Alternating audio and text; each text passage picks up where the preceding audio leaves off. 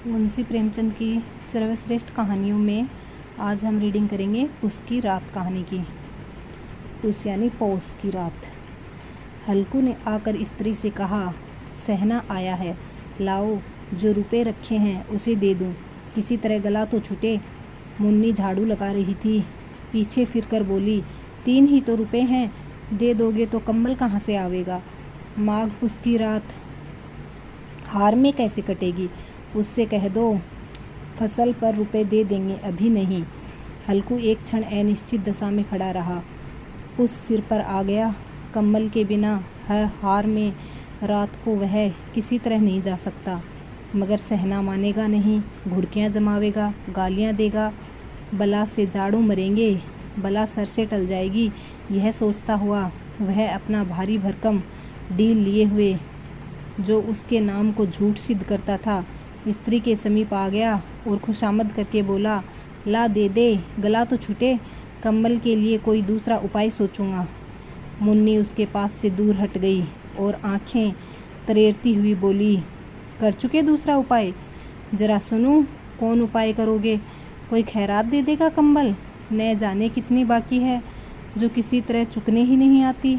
मैं कहती हूँ तुम क्यों नहीं खेती छोड़ देते, मर मर काम करो, उपज हो तो बाकी दे दो।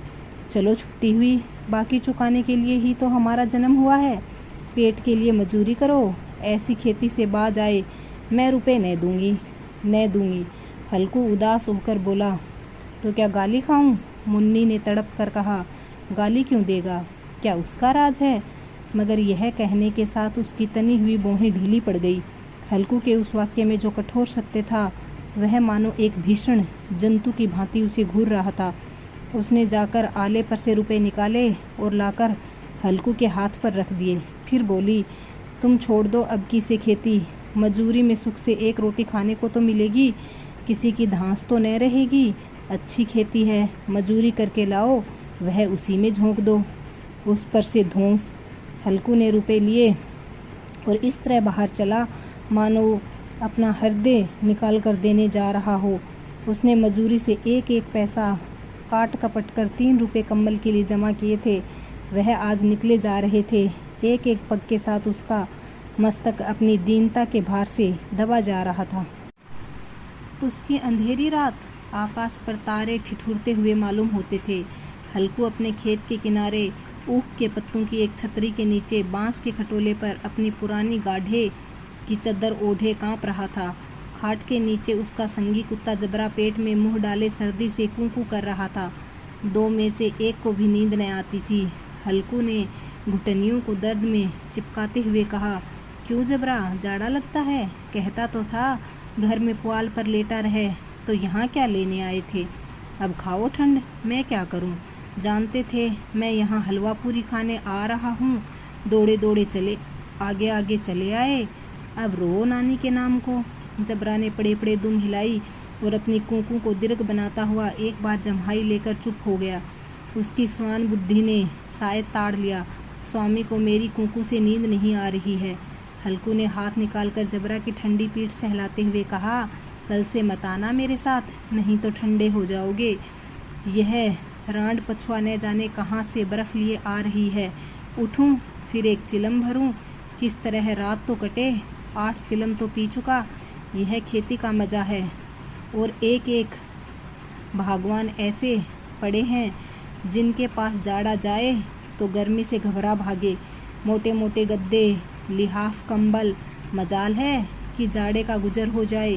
तकदीर की खूबी है, मजूरी हम करें, मज़ा दूसरे लूटें। हल्कू उठा और गड्ढे में जरा सी आग निकालकर चिलम भरी। जबरा भी उठ बैठा। हल्कू ने चिलम पीते हुए कहा, पिएगा चिलम? जाड़ा तो क्या जाता है, ज़रा मन बहल जाता है। जबरा ने उसके मुंह की ओर प्रेम से छलकती हुई आंखों से देखा। हल्कू, आज और जाड़ा खा ले, कल से मैं यहाँ पुआल बिछा दूंगा, उसी में घुसकर बैठना, तब जाड़ा न लगेगा। जबरा ने अगले पंजे उसकी घुटनियों पर रख दिए और उसके मुंह के पास अपना मुंह ले गया। हल्कू को उसकी गर्म सांस लगी। चिलम पीकर हल्कू फिर लेटा और निश्चय करके लेटा कि चाहे कुछ भी हो, अब की सो जाऊंगा। पर एक ही क्षण में उसके हृदय में कंपन होने लगा। कभी इस करवट लेटता, कभी उस करवट। पर जाड़ा किसी पिशाच की भांति उसकी छाती को दबाए हुए था। जब किसी तरह न रहा गया तो उसने जबरा को धीरे से उठाया और उसके सिर को थपथपाकर उसे अपनी गोद में सुला लिया। कुत्ते की देह से जाने कैसी दुर्गंध आ रही थी, पर वह उसे अपनी गोद में चिपटाए हुए ऐसे सुख का अनुभव कर रहा था जो इधर महीनों से उसे न मिला था। जबरा शायद समझ रहा था कि स्वर्ग यही है, और हल्कू की पवित्र आत्मा में तो उस कुत्ते के प्रति घृणा की गंध तक न थी। अपने किसी अभिन्न मित्र या भाई को भी वह इतने ही तत्परता से गले लगाता। वह अपनी दीनता से आहत न था जिसने आज उसे इस दशा में पहुंचा दिया। नहीं, इस अनोखी मैत्री ने जैसे उसकी आत्मा के सब द्वार खोल दिए थे और उसका एक एक अणु प्रकाश से चमक रहा था। सहसा जबरा ने किसी जानवर की आहट पाई। इस विशेष आत्मीयता ने उसमें एक नई स्फूर्ति पैदा कर दी।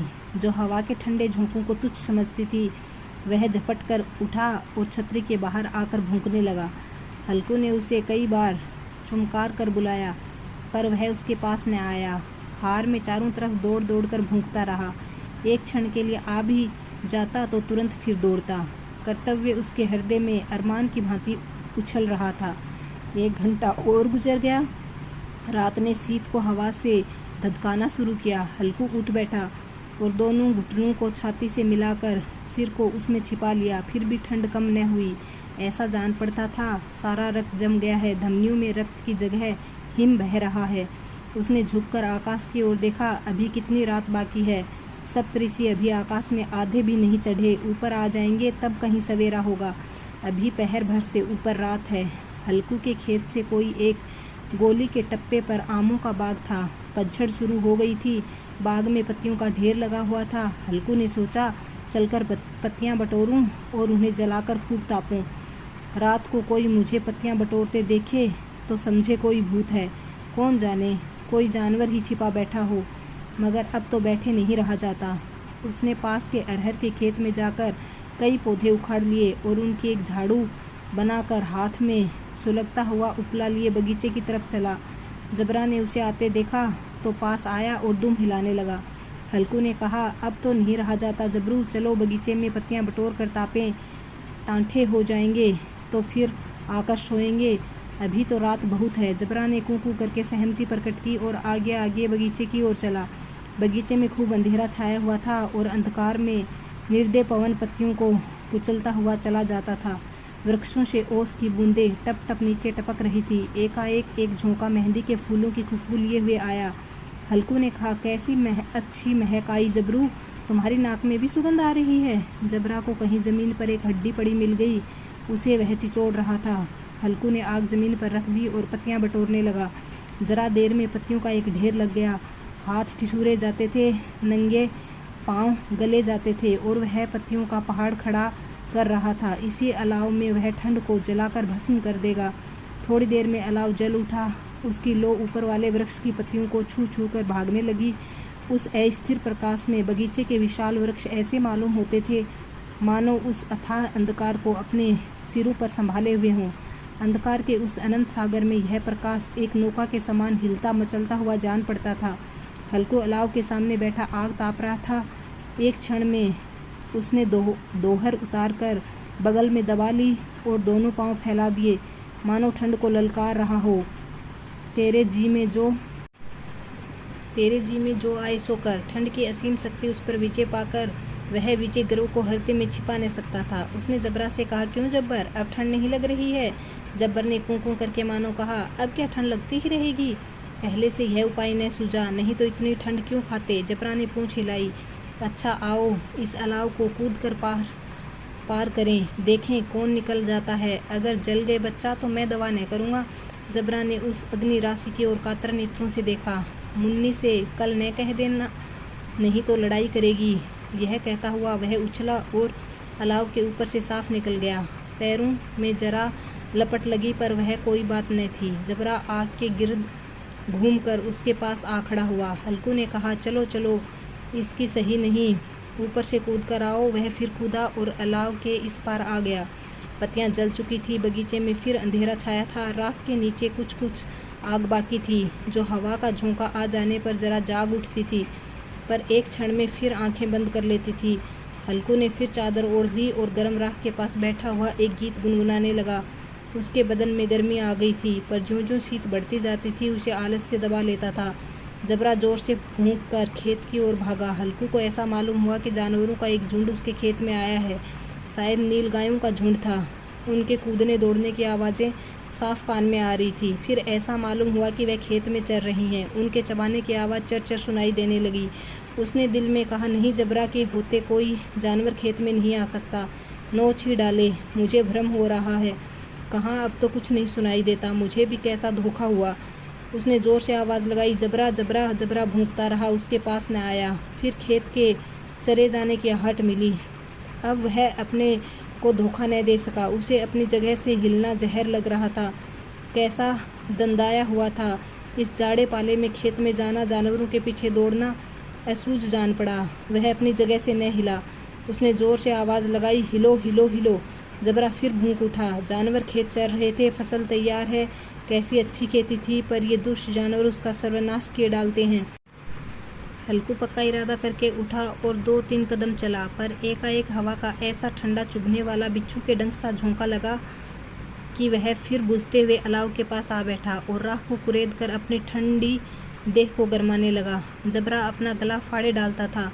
नील गाय खेत का सफाया किए डालती थी, पर हल्कू गर्म राख के पास शांत बैठा हुआ था। अकर्मण्यता ने रस्सियों की भांति उसे चारों तरफ से जकड़ रखा था। उसी राख के पास गर्म जमीन पर वह चादर ओढ़कर सो गया। सवेरे जब उसकी नींद खुली तब चारों तरफ धूप फैल गई थी और मुन्नी कह रही थी, क्या आज सोते ही रहोगे? तुम यहाँ आकर रम गए और उधर सारा खेत चौपट हो गया। हल्कू ने उठकर कहा, क्या तुम खेत से होकर आ रही है? मुन्नी बोली, हाँ, सारे खेत का सत्यानाश हो गया। भला ऐसा भी कोई सोता है? तुम्हारे मड़ैया डालने से क्या हुआ? हल्कू ने बहाना किया, मैं मरते मरते बचा, तुझे अपने खेत की पड़ी है। पेट में ऐसा दर्द हुआ कि मैं ही जानता हूँ। दोनों फिर खेत की डांड पर आए। देखा सारा खेत रौंदा पड़ा हुआ है और जबरा मड़ैया के नीचे चित लेटा है, मानो प्राण ही न हों। दोनों खेत की दशा देख रहे थे। मुन्नी के मुख पर उदासी छाई थी, पर हल्कू प्रसन्न था। मुन्नी ने चिंतित होकर कहा, अब मजूरी करके माल गुजारी भरनी पड़ेगी। हल्कू ने प्रसन्न मुख से कहा, रात की ठंड में यहाँ सोना तो न पड़ेगा।